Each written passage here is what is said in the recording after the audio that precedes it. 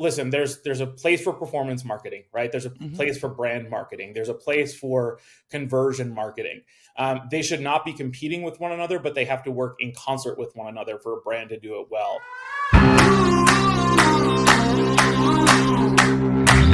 Hey everybody, welcome back to another episode of Radical Content. I don't know why I did these big hands like I'm a YouTuber, but I did.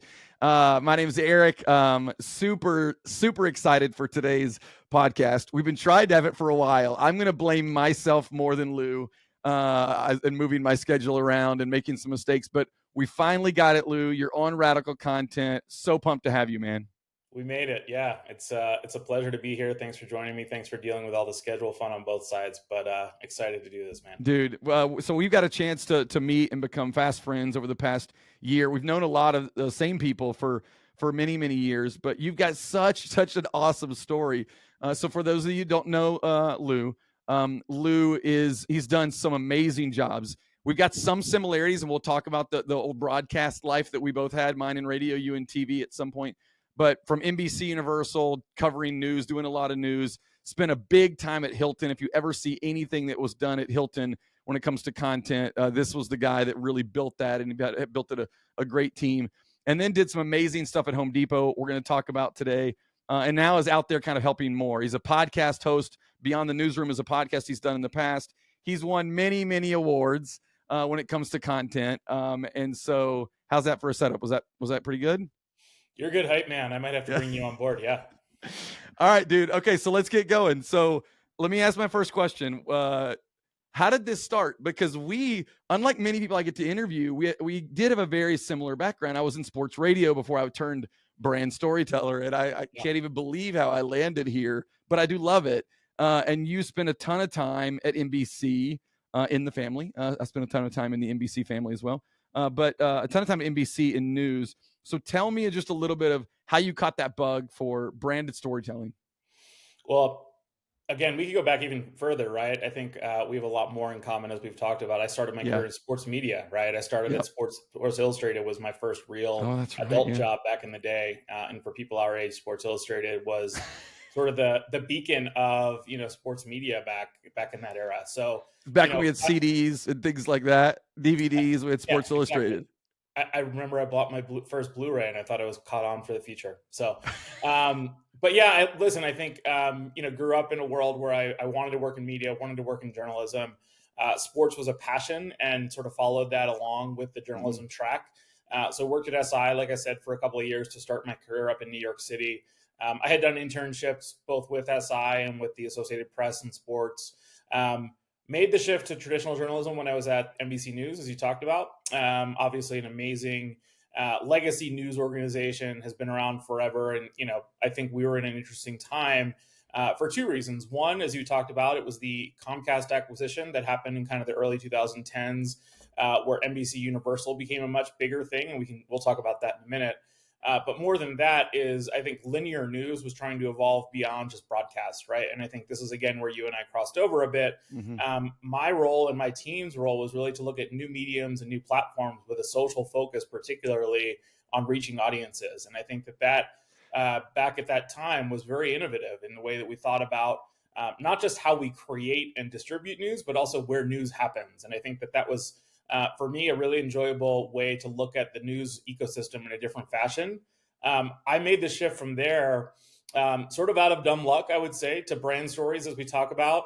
I had an amazing head of talent who worked with me at NBC, who came to me and tapped me on the shoulder and said, listen, we're trying to build this in-house brand studio at NBC Universal, which, as we talked about, had become this much bigger company in those couple of years. And ultimately, we want somebody who has the background that you do between digital, social, storytelling, et cetera, to kind of come on board and bring some of the best talent along with you, right? Whether that was inside the company, whether that was outside the company, really with the focus of, kind of bringing to life all of those 60 plus brands that lived within that NBC Universal ecosystem at the time. Universal Studios, where you and I kind of crossed over and sort of worked a little bit, right? Was a big part of that, right? You guys were launching new theme park rides every year. It felt like that were huge for us. And so, I look back fondly on those days working on Halloween Horror Nights and Harry Potter and, some of the incredible things that we were able to do with the theme parks is a really enjoyable part of that job. Yeah, they're in Halloween Horror Nights right now. Yeah. It's still one of the best things around when it comes to the entertainment world.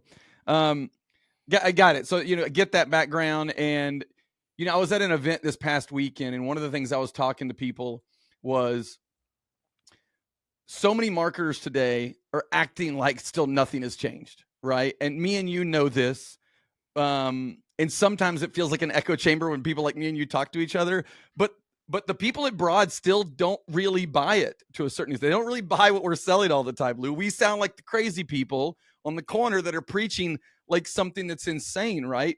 But the truth is that people are watching and listening to podcasts at 2x speed. Right now, I sound like a chipmunk for some people that are listening at 2x speed. People skip commercials every chance that they get. But yet advertisers are still putting multi-million-dollar budgets around TV ads. And I'm not saying all of them, but there's a tremendous amount of them that are still doing this. A lot of them are in the legacy brand space where they've had some success and they're trying to figure out how do we unlock relevance? How do we unlock, how do we become entertaining? But many of them aren't even asking that question. Yeah. And they're coming to people like us. And they're like, we need to be better at social. That's all they're saying. We need to drive more revenue, drive more growth, maybe be better on channel. What do you think's going on? You're out there now talking to these brands. What do you think is the challenge of marketers today? And what is it going to take for people to understand that the game is attention and audience? It's not media and points. It's not weight in the traditional, and these are all my terms for my media buyers out there, right? Like, it's not that traditional idea. Media still has a role, not trying to say it doesn't, especially if you're progressive and you're spending $500 million in a quarter, right? Like, then it matters. Yeah. But for the most of us, we're not. So what is it going to take for brands to understand there is a new media way of connecting and reaching audiences? Yeah, listen, I think there's a time and a place for some of those massive campaigns that you talk about. And I think particularly with those big legacy companies, which is where I've spent much of my career, and I know you spent a lot of yours too, that remains a very critical part of the funnel, right? Especially when you think about the final sort of transactional purchasing power that you're looking for out of people. That is a very big piece of it. But I think that, the marketing ecosystem has changed so much over these last, I wouldn't even say 10 years, man. It's been 15, 20. I think sometimes it was for other companies slower to evolve, but I think that you have to look at everything a little bit differently. And I think that ultimately, there's an example that I always talk about, and this comes from one of my CMOs that I've worked with over my career at Hilton, actually. Listen, there's a place for performance marketing, right? There's a place for brand marketing. There's a place for conversion marketing. They should not be competing with one another, but they have to work in concert with one another for a brand to do it well. And she used to always talk about customer lifetime value versus customer acquisition value, and that ratio ultimately kind of being the right ratio for us as a business. I think the number out in the industry is like 3-to-1 is the ideal base, right? But ultimately, I think a lot of companies over-index on that customer acquisition value every quarter, right? They look for you to go and buy something, whatever it is, the newest spring deal, the newest summer deal, the newest fall deal, the newest Christmas deal. And I think that looking at that short-term gain to hit numbers in a quarterly, sort of revenue cycle is really important, but it forgets the brand part. And that's where I think you and I, if we talked about the importance ultimately of building a connection with a consumer beyond just the transaction. And I think that's where ultimately there still remains a challenge for a lot of these companies who are being judged quarterly based on results, right? I think it's a revenue game at the end of the day. We're in a weird kind of cycle right now when it comes to budgets and income that's coming in. And so I think you have to show results every quarter. Brand by nature is not something that shows results every quarter. And I think social as well, it's a little bit of a longer lead sometimes. You're able to draw some conclusions from it and pull metrics, which we can talk about. But I think that for a lot of the folks who are in some of those higher positions, especially that we talk about, they're being forced every quarter to show those results. And it's harder for them to do that in those nonlinear campaigns, unfortunately, than what we do and what we talk about here. Totally. So just one more step back into the old days of news, because one of the things that I've said many times, both on this podcast and with other people, is that when I left radio and went into marketing, I didn't really feel like my job changed that much. My job in radio was to make sure people were connected from 3 to 6 every day. They were entertained, they were compelled, they learned something, they had some fun. And so tomorrow they're going to turn on the radio station and they're going to listen to us again. And I've oftentimes said that's what marketers should be doing. What are the things that you stole from those media days? And it's different. Like, it's different. That world is different. But there's tons of learnings, I feel like. It's why when people are building out corporate communications teams today, they're like, can I hire a journalist? Can I hire someone that's worked in news? It's because there's a different thing when it comes to an editorial mindset. So what are the things that you took from that time and tried to ingest into any marketing or communications organization you were ever in that maybe they didn't fully get, but they were interested in? Yeah, I mean, I love your radio background. First time, long time listener here, First Eric. time, long But time. I Yes. think I'm going to hang up and listen.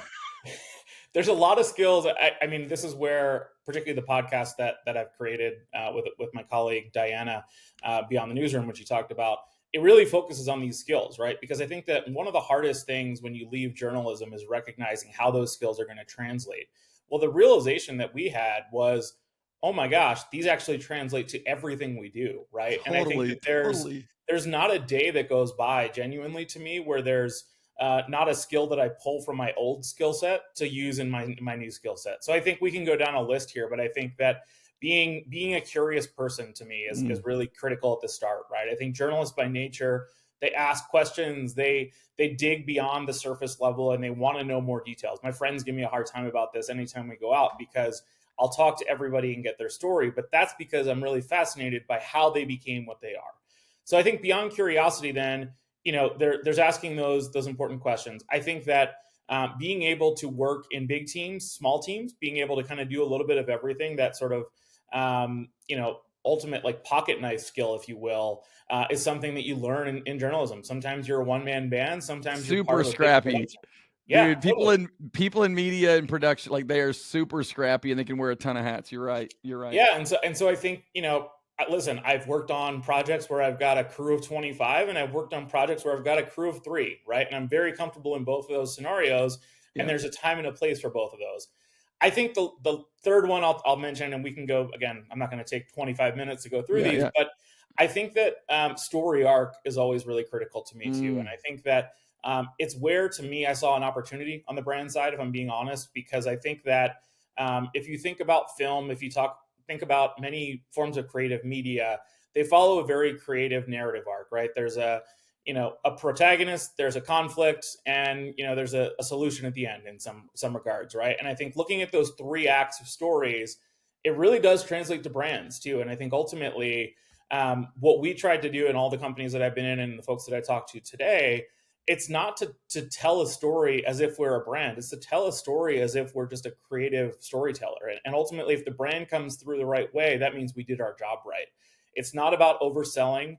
I think that there's a lot of mistakes that get made, and we'll call it the edit process, but I think it goes through the creative process, right? Where, trying to insert the brand too many times, right? And I think that that's often a struggle for a lot of folks who look at this kind of business as a part of that advertising funnel. But, if you're doing your job right, then the brand comes through as the hero in the end. And I think that's, again, where we talk about the relationship you're building with your customer beyond just the transaction. It's so funny, the rooms we've been in where we've said things like this and people are like, that's amazing. And we're like, yeah, this is just what we do. Like, I don't know why that's amazing, but I appreciate it.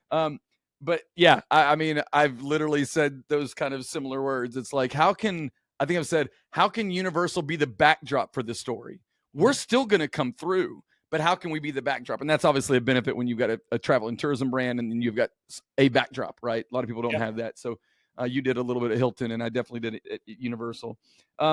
So one of the things that you've done a lot of, and you've had your hands in a lot of different teams and a lot of different departments, but I'd say a big portion of that, and you can correct me if I'm wrong, Lou, has been what I would call corporate communications, but done in a way that is a new and innovative way to build brand perception. So I work with some people that do big brand corporate communications. I did some work with our corporate communications team at Universal. They're their own group, right? They don't even think of themselves a lot of times as marketers. They're like, yuck, that's not me. I'm more like you guys. Mm-hmm. But still, they are internal and they're inside of a brand. And I'm interested, as you stepped into different corporate communications roles, or the conversations you were having with your leadership, with the C-suite, about the power of story and what we can do with these brands?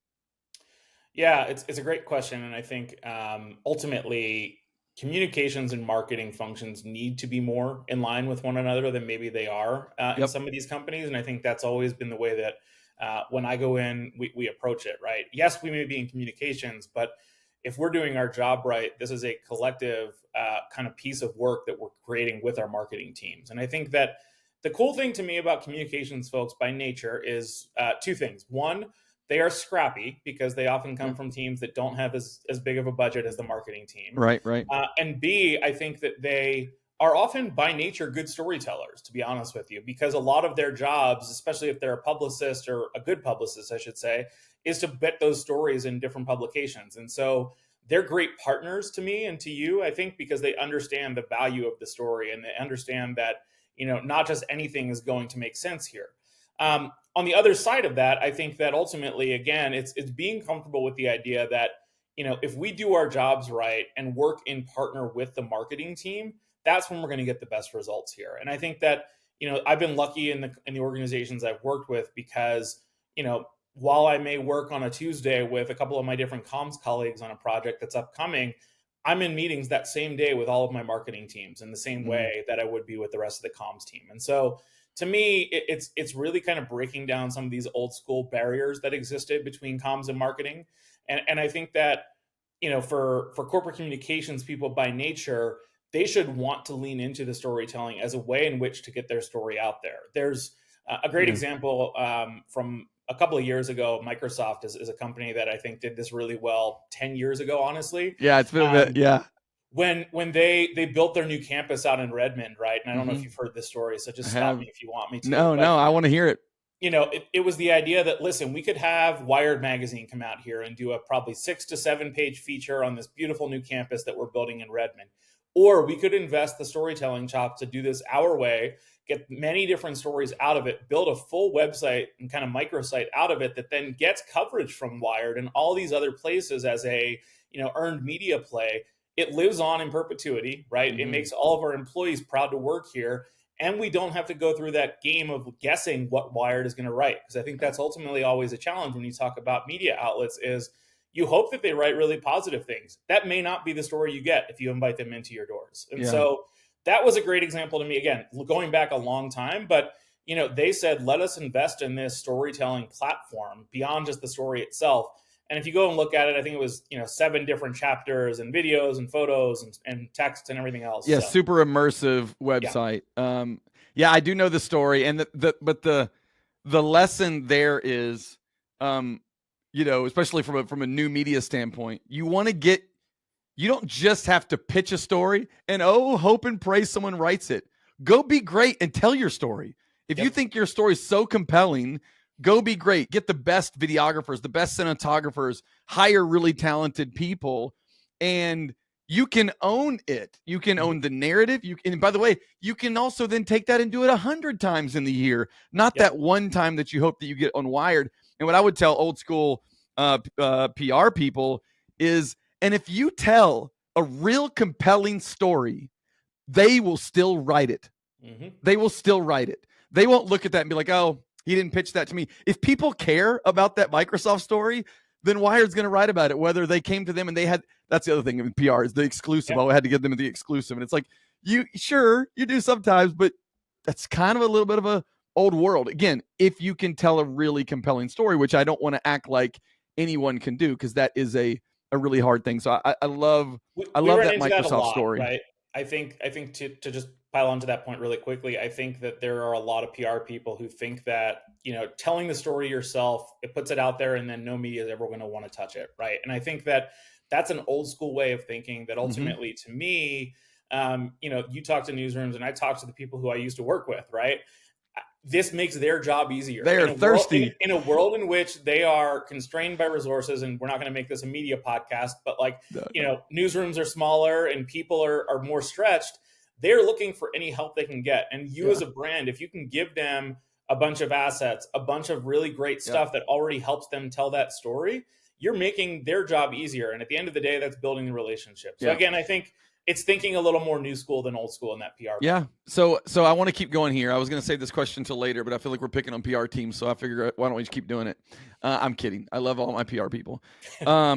But there is something to be said about, people have hired people from TV, people have hired people from news, and they're having a new problem as well. And you know what that new problem is, Lou? These people only know how to tell stories like they used to. They lock off camera on sticks, they put on the lower third, and they all look like news packages, while the world is looking at videos that are vertical, and every time there's a pause, a slight hesitation, there's AI tools to cut those things out and clip this stuff together. And so, I'm talking to people that run communications teams, and I'm like, you got the wrong people today. Like, if you want to tell new media stories, you need new media storytellers, and you can train and teach up some that have those things you talked about. They're curious, if they like to tell stories, if they know how to tell a story arc, regardless of the tool or the technology. But if you've got people in those seats that are like, this is the way it's been done, this is the way it's always been done, I think you're in trouble. So talk to me a little bit about how you see both the skills and this like kind of new media mindset when it comes to telling stories today. Yeah, listen, and I don't want to pick on PR people by any nature. I'm just kidding. That it is, but it's a challenge, because I think that what they often see, to your point, is, well, you come from a newsroom, so you know how to tell a story. You can figure this out, right? And I think that and I'll be honest, that was kind of my background in many regards to the way I came in. But as we talked about earlier, I had a bit of a new media slant on sort of the newsroom world. Yep. And I think that, I still believe that journalists by nature are some of the best people you can hire in any career, because ultimately, for all the skills we talked about earlier, they're also some of the most, high performing, able to sort of, kind of convert their skills into whatever ultimately you're looking for. But that requires some coaching sometimes. And I think that ultimately, that's where a lot of these companies that hire straight out of newsrooms, they look for somebody to come in and sort of know what the brand world is already looking for. And if they didn't come from that new media mindset that we talk about, it's a challenge. So I think that, to me, it's kind of building the right teams in-house. It's more than just one person. I always like to tell people, unfortunately, I know that it's easier to just hire one person, but you need to build a small team sometimes. And I'm not talking huge, right? I think by the time I left my role at Hilton, we had a team of about 5 from the one that I had started with. But they were very, very much unique. Can you tell us what those 5 were? Just the roles? Yeah, so we had 2 writers, right? Both of them had come from journalism writing backgrounds. One at travel and leisure, the other one had come from a traditional kind of TV news and writing background. And then I had 2 really focused videographers. One came from a new media mindset, had worked at Nat Geo, right? Who I think does some amazing work. Totally. And the other one had come from an agency background on the video side. But I think that, and we filled in the gaps, I should say, too, with a lot of agency partners and freelance help, et cetera. But having those kind of core skill sets in-house that come from non-traditional backgrounds, when you think about a hospitality company, I can't tell you how many projects those 4 people took on, in addition to myself, that fell far out of our remit. And you and I have talked about this in the past, right? Because when you have people who are skilled videographers, when you're skilled at audio and editing, when you're skilled at writing, there's always going to be a place for you in these companies. And I think that there's now even more than ever a real drive for those skill sets in a lot of different parts of the business. Yeah. No, I talk about it a lot. I think just the way we toss around the word new media is such an important phrase for people to understand what that means. It means we come from radio and TV. It can't be more traditional than that. But we've always had a passion and a curiosity for YouTube, for podcast, for BuzzFeed, for like who's doing the new thing that's interesting, that's gonna, and how do I consume more so more of it comes out of me, right? Like that's literally what I've done. I want to tell you a little story, and I want to turn it into a question for you. I consider myself a bit of a creative. I consider myself somewhere between a content strategist and a content creative. I'm not a creative director. I'm not a shooter. I'm not an editor. I've learned some editing skills over the years. Anybody that's a creative has got to have some kind of creative chops, and they, whether it's writing or whatnot. And we were doing this documentary at Universal. It's called the Grow Bolder series. And I knew we needed some help, but I just thought we needed help just from a resource standpoint. So we partnered with this agency out in LA. They hired a director, and I was like, I know what this is. I'm gonna tell this guy what it is. I'm gonna tell this guy what he's gonna go create, right? Like that's what I thought. because I thought I was a creative. And then that director, I forget his name. I should give him, I wouldn't even know where to find it. But it might be on that film. Maybe I'll go find it and put it in the show notes. But that director came back with a treatment of what this is going to be.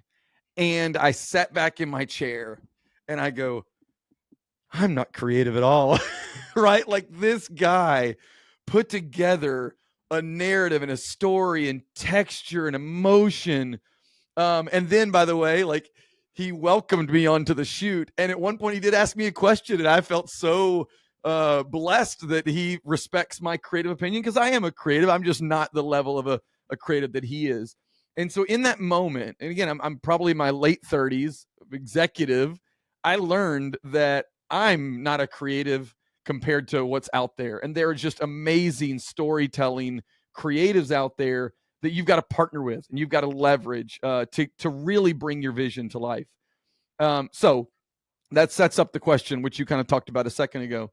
You've done some amazing things, and that's not Lou behind the camera. That's not Lou necessarily in the edit bay. He probably has an influence on a lot of it, because I think that you are deeper in the creative side, much deeper than I am. But tell me a little bit about, how do brands today really reach creative excellence if they don't have the internal team to do that? Because I have an answer, but I'm really interested in your answer. And you can even feel free to tell stories. If you know, we're going to talk about the docu-series that you did at Home Depot. So if you want to hold on to that, we can. But if you want to use something else, but feel free to tell stories of where that kind of came to life. Sorry, that was a long question. No, I love the story that leads into a question too. I think that, you know, I would start by saying, ultimately, I know enough about all of those different things that you talked about to be dangerous, right? And I think that I consider myself a creative, but I do not by any means consider myself the most creative person on any team that I have built, because ultimately that means that I built the team wrong if I were that person. 100%. And to me, you know, my biggest, I talked a little bit about the team that I built at Hilton, but it was about building some of those really talented organizational teams that had different skill sets and ultimately could come in with different ways of thinking about things, different ways of doing things that push each other and then bring the best out of one another. I think that, you know, to me, then the second part is finding those partners, right? I think that there are, I'm a huge believer in the sort of hybrid model of in-house mixing with external, particularly for some of these bigger projects. And I think that we'll talk about the Home Depot project in a minute that you talked about, but I think I go back to one of the things I did at Hilton when I was there, called Room 702, which I think you and I have talked about over the years. That doesn't come to life without a great agency partner and a great director, to your point earlier. The director who we worked with, I'm still friends with. He shot commercials. He actually is responsible for, we're sports guys, he was responsible for that Gatorade Dwayne Wade retirement commercial, right? Oh, cool. You know, he had that background, and you're like, well, how does that make any sense to bring a guy like that into a Hilton project? And I said, you know what? This guy has a really creative mindset. And to your point about treatments and visuals and things like that, he's got the narrative arc piece of this figured out, because he knows how to hit all the right beats that we're looking for to get people interested in the story before they even know this is a Hilton story, right? And I think that that's a really critical part of this. And so to me, I think, you know, it's a couple of things, as you talked about. I think that, you know, it's being okay with not being the smartest person in the room. I think that as an executive, I've never really wanted to be the smartest person in the room. I think I view myself very much as a conduit to all the creatives that are on my team, because I think some of them, and they would probably tell you the same thing if you talk to any of them, they don't want to be in a lot of those boardrooms. They don't want to be in a lot of those C-suite meetings. That's not their comfort space, right? They're looking to spend their day in the edit bay, in the audio room, on set, behind a camera. And if I can be the conduit to get that sort of work out there, I'm very happy to do it. And I think that was a really critical part of it for me, both at Hilton and Home Depot, was being sort of the spokesperson and the cheerleader, I would say, from my team in many regards, because they need that creative space to do the work that we're talking about. Yeah. All right, let's do a couple deep dives. They're both going to be on Home Depot. I want to talk about Behind the Apron. Was that something that happened before you were there and continued, or something that you brought to the table kind of while you were there? It happened while you were there. There was an instance of it in a very different fashion that had happened Got years it. before I was there, but we kind of brought it back in a much newer fashion in my tenure there. Yes. Got it. So the statement here is, so many brands could do such amazing storytelling about the people that are in your company. And you guys did it at such an amazing and beautiful level. So tell me a little bit about Behind the Apron, Yeah. how it came to be, what the goal of it was, and just kind of what your overall vibe was as you guys kind of to scale that series a bit. Yeah. So to your point, I think a lot of companies fail to look internally at some of the best stories that they might have sometimes. And I think that we were really lucky. We had 500,000 people that work at a Home Depot in Canada, US, Mexico. They are the conduits to the brand that we talked about earlier. I Mm-hmm. think they are the people that you and I, when we go into the store, I'm not probably the DIY level that you are, but they're the people that we deal with. And I think the brand comes to life through those individuals. And so, as we talked about, how do we show up as a brand? Not just in the different seasons and different things that we're trying to sell product wise, but ultimately as a brand that people want to continue to believe in for all the reasons that you talked about.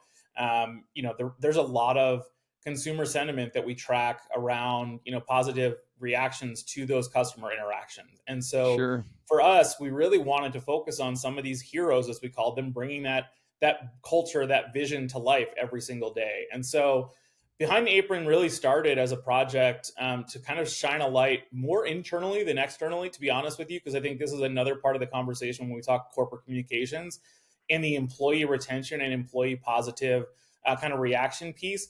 These things are critical for you to get those employee bases engaged. So it actually started very much as like let's keep our employees really happy by Sure. showing them some of their great colleagues. What that led to then as well was a very large commercial campaign, because ultimately the stories were so great. And these are stories of people doing their job so well that sell products awesome, that why don't we bring this to life and show how this comes to life on the other side of the funnel? Yeah. I would love to say this is like super innovative and like taking credit for all this stuff, but like, Yeah. But customer sometimes it's stories. not. Sometimes No, it's like the thing that's, you're looking for the thing that's the most creative. And sometimes the story to tell is the thing that's right in front of your face, but you need to do it in a really compelling way. And that's what I tell people all the time. It's like, what's the story that's right underneath your nose?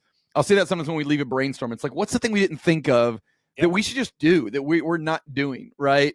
yeah, And maybe we need to do it in a creative way, or maybe maybe it's a format that we've seen done a lot, so we're like, oh, this has been done before. And it's like, just because everything's been done before, yeah. just because it's been done before doesn't mean it's a reason to not do it. And I agree with you. They were done so well. And by the way, is there any better compliment for content than when content gets pulled into an ad? They're like, oh, you know what, that's really good, we'd like to put that on TV. Well, and, um and I think the other thing I would say, so again, they started with the employees, but they, and this is not a tactic that was unique to Home Depot, but bringing the customer story into it as well, right? sure. Because that's another big part of the brand story that a lot of folks, when they focus on brand storytelling, let me tell customer stories, which is a critical one. If I can do both of those in one story, both the employee and the customer, Yeah. that's a gold mine to me, right? And so we found these really unique stories. We did a campaign last holiday that ended up turning into that large commercial campaign that we talked about, with three individuals, very different backgrounds, but one of them had, kind of helped a customer with a particular problem that they had. And that was sort of the crux of the story.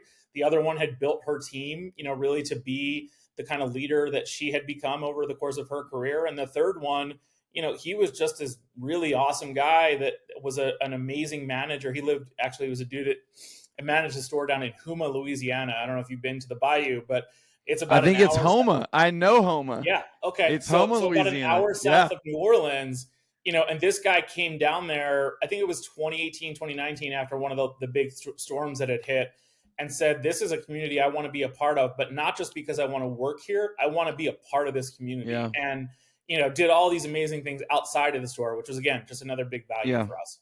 All right. So tell me about Hope Builds. So this is one of the best pieces of branded storytelling I've ever seen. I watched it again leading up to this, got emotional watching it. 16-minute documentary.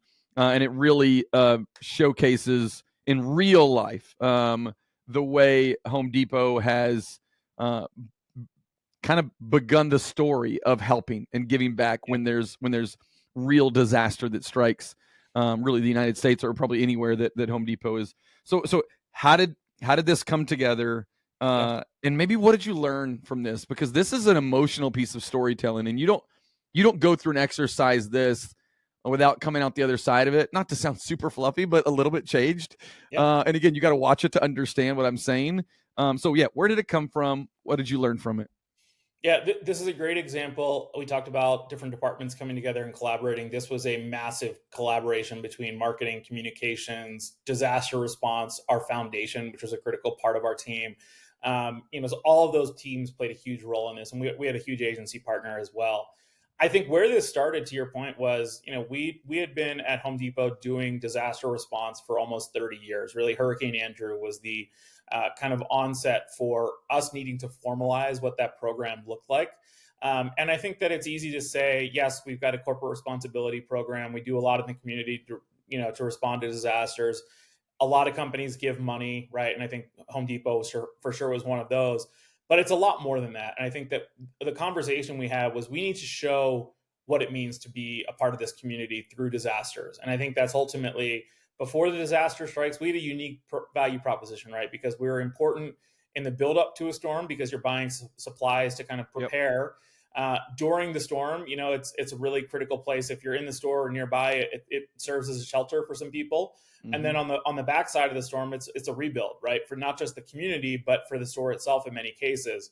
That project, we did over 100 interviews with different people across the company. We ended up focusing on 3 different locations, as you said, if you watch it, that had gone through massive disasters. Paradise, California, Joplin, Missouri, which experienced an EF5 tornado back in 2012. And then obviously we talked a little bit about Hurricane Andrew and some of the hurricanes down south.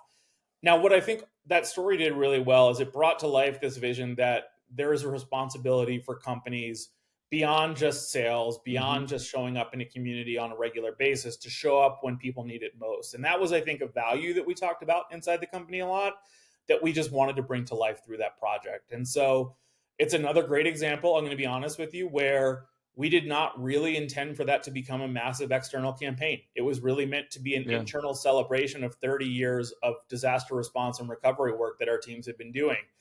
It was so strong. We did some focus groups internally and said, listen, this is something we need to put not just an external campaign against, but literally like take some of our 30-second ad space that we had already bought and put against this work, because it's so critical for people to see this. I think, a personal anecdote for me, we did a very unique rollout for that as well, that I think was really creative. I think a lot of these companies that do big documentaries, they want to show up in a film festival. They want to show up in places that they get a bunch of awards. That was not really the purpose for us. As I said, we premiered this entire documentary at the store in Joplin that had been rebuilt after the hurricane. I think you and I talked after this.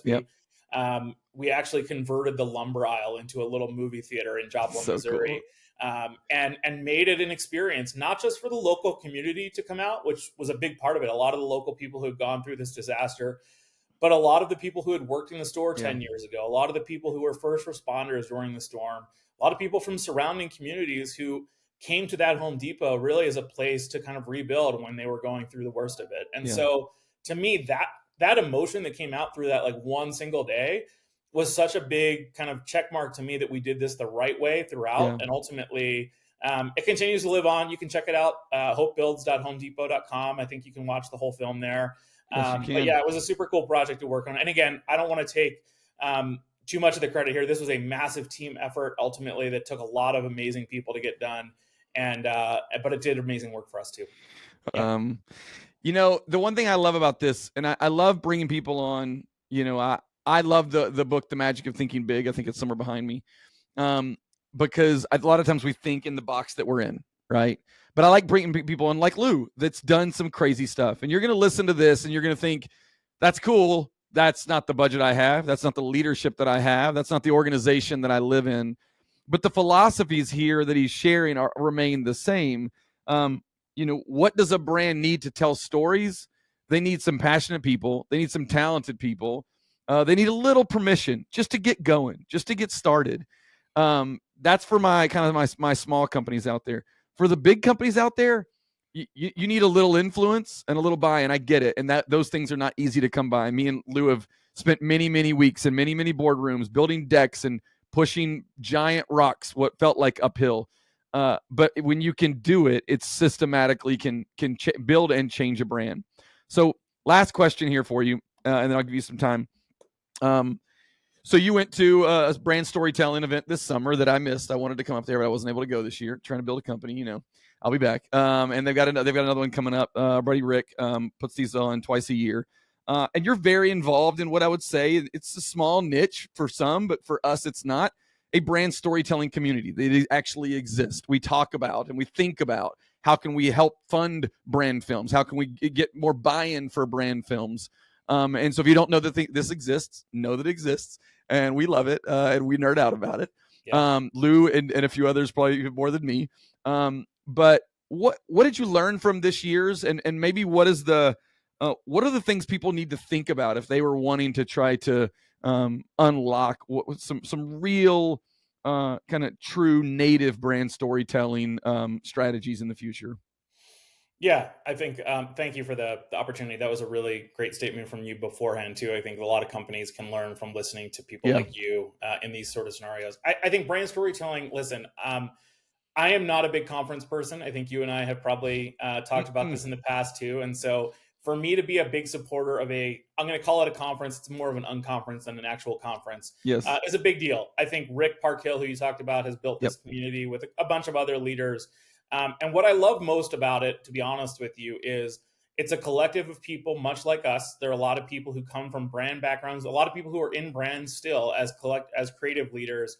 And then you bring together that group with production partners, a little bit of agency mix, some directors, as we talked about earlier. And you get this really interesting mix of conversation ultimately that to me is talking about not just how do we tell brand stories, but how do we drive this industry forward? And I think that ultimately, we talk about brand films. I think brand films still remain a bit of a mystery to most people that you talk to. And when we talk about brand films, we're talking about brand funded entertainment, things that ultimately they may show up on Netflix or Amazon or Apple, and they're created by a brand, right? And ultimately, a lot of people may not even realize that because it's such good content that ultimately the streamers were so happy to get it. I think that's an example to me of where brand storytelling done right can have a massive impact. And so, I think the takeaways from this summer, I think it's a great event. They do it twice a year, as you talked about. Second part of the time is built around the Sundance Film Festival out here in Utah in January, which, Eric, I'm going to drag you out to this year. I'll do it. Throw you on a snowboard too. I got to get on a snowboard anyway, so let's do it. But I think that what's cool to me, and there's a couple of things that I think ultimately resonated from this year that stick out. I think there remains a gap between, I think, people like us and a lot of the C-suite when we talk about this work. And I think there was a lot of dedicated conversation to how do we close that gap, right? How do we get more C-suite individuals? And this is a lot of what I've been doing this year on my own practice too, of kind of working through just the educational piece of this and why this is a critical part of the marketing ecosystem. It's a big part of why podcasts like this are really important, to be honest with you too, right? So I think that was a continual theme. I think distribution remains a really big part of it. I talked about some of the streamers, but I think that you and I have talked in detail in the past. I am not a fan of creating content for the sake of creating content. I want content that actually goes places. And so I'm going to steal this from a buddy of mine who's over at BlackRock, Rich Latour. Don't commit. Gosh, I'm probably going to get it wrong, so you're going to have to cut this. But like his line is like, don't commit random acts of video, right? And I think there's an amazing kind of small piece to that because we've all. I'm going to totally steal that, by the way. His point was, I would get so many requests, and I think you and I can relate to this, where people come in and say, I've got this awesome story. Can you create a video for me? And it's like, well, actually, that's not a video. I think what's cool to me about the evolution of brand storytelling is things like what we're doing today. There's another medium for everything. It doesn't always have to be video. It can be audio. It can be a photo gallery. It can be written words. It can be a lot of different mediums that come to life. Don't let video tell the story. Let the story tell you what medium ultimately you want to follow. And I think that was something that was really critical to me. It's cool to see these different mediums getting attention now. I think that there's a lot of great podcasts out there.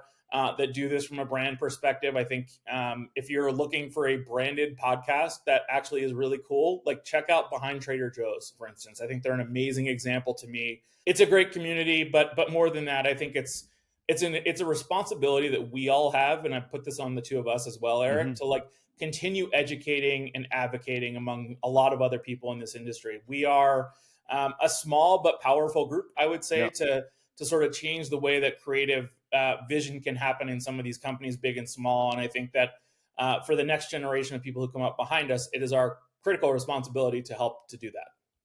I've got chills. I'm not kidding. Like this, we care about this stuff. We care about this stuff, and it's not to build our portfolios. It's not to build our companies. It's because we were put on this world to create content people enjoy. That's what me and Lou are here for. Whether we're behind the camera or executive producing, that's what we are here to do. And that's why we're doing this podcast, is because I believe there's other people out there. And so, dude, it's been so much fun. So I know you already, if you're listening right now, you know Lou is the smartest person in the world. And if you ever wanted to talk to Lou or meet with Lou or work with Lou, like he's out there helping people. So Lou, how could people get in touch with you if they wanted to? Yep. So LouDubois.com, very easy to remember website. A lot of my services and offerings are on there. LinkedIn's an easy way to find me. I put a lot of my thoughts and reactions out there. And ultimately, I think, if you want to reach out, I'd love to chat. I think a lot of different opportunities to kind of evolve your business and brand.